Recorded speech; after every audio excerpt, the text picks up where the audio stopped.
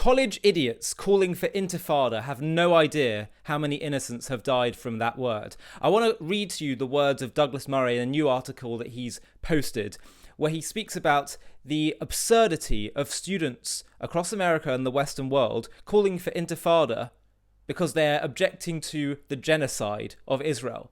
The great irony, of course, is that Intifada is genocide, calling for the targeting of Jews.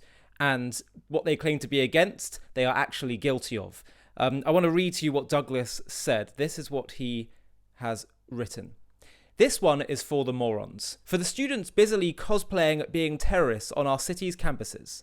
The automatons whose new radical chick uniform is an Arab kafir.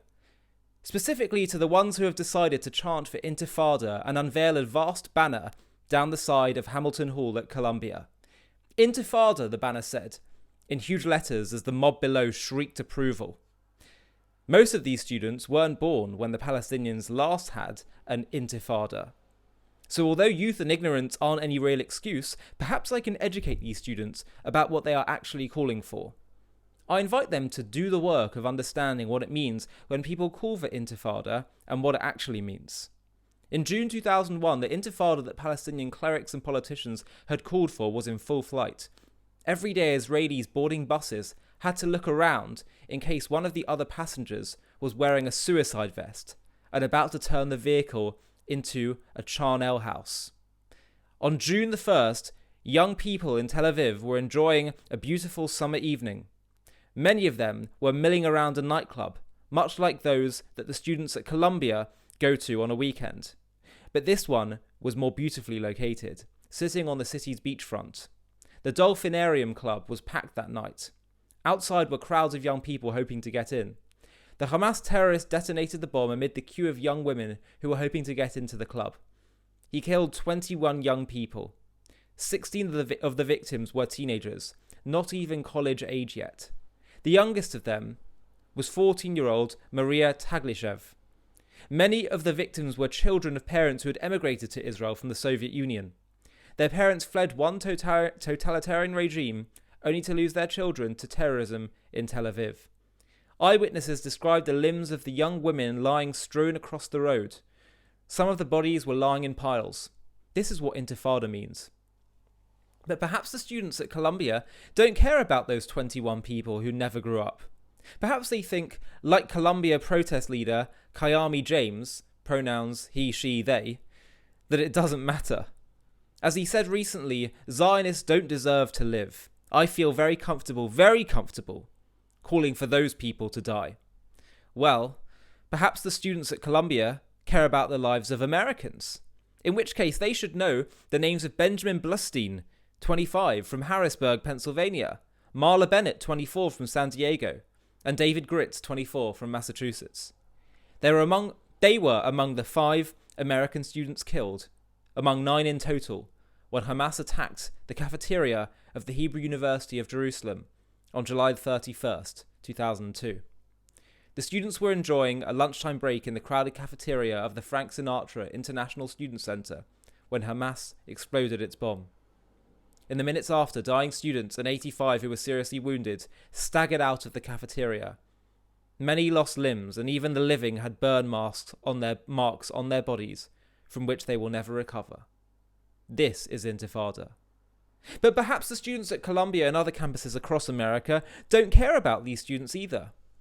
While they dress in their Palestinian terrorist gear, perhaps they just think, well, it doesn't matter. After all, they're Jews. What were they doing at a Hebrew university anyway? Whatever it takes, by any means necessary. To quote just a couple of the slogans you now hear on this nation's campuses. Well, I'll throw out one other example. Perhaps the students calling for Intifada should know the name of 20-year-old George Corey. George was a student at the Hebrew University of Jerusalem, and an Arab. The students at Columbia probably don't know such a thing as possible. After all, apartheid, right? Well, George Corey was a student. He was also a member of a leading Arab family. On March 19, 2004, he was jogging out in Jerusalem. Members of the Al-Aqsa Martyrs Brigade thought Corey was a Jew, and so they shot him. Of course, Specifically, they shot him in the stomach, the neck, and the head, just to make sure.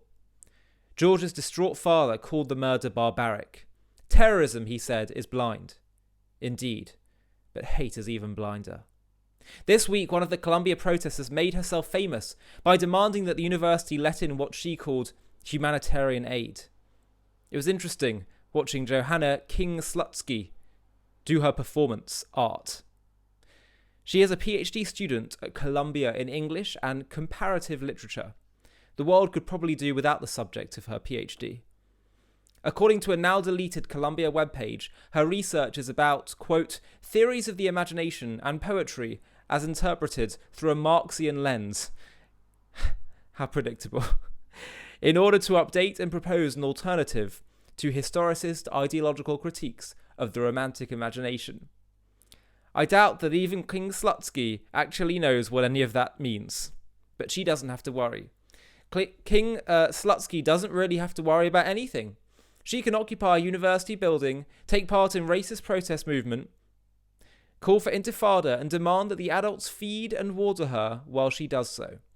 Call for Intifada, then call for water. That's a nice gig right there. The perfect intersection of entitlement and evil. But what interests me about King Slutsky is that she is 33. Think about how derailed your life has to be. Trying to use Marxian lenses to provide an alternative to historicist ideological critiques of the romantic imagination at such an age. But what lies ahead of her? Not much. The thing is, she's the lucky one. Unbelievably lucky.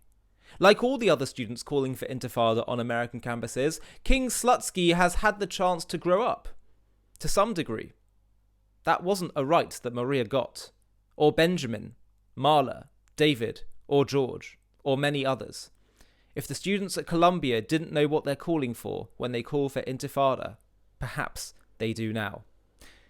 Douglas, as always, nails it. The tragedy is that so many of the students and the protesters, not all of them, but a lot of them, frankly, haven't got a clue. They don't even know which river and which sea they're talking about. I saw one protester in London holding up a sign saying Intifada, and when asked what it means, said, I don't know, I was just handed this. On the one hand, the ignorance that we're seeing today is tragic because people are supporting evil, perhaps to some extent unwittingly, blindly. But on the other hand, I think it is cause for hope because ignorance can be countered and people can be enlightened.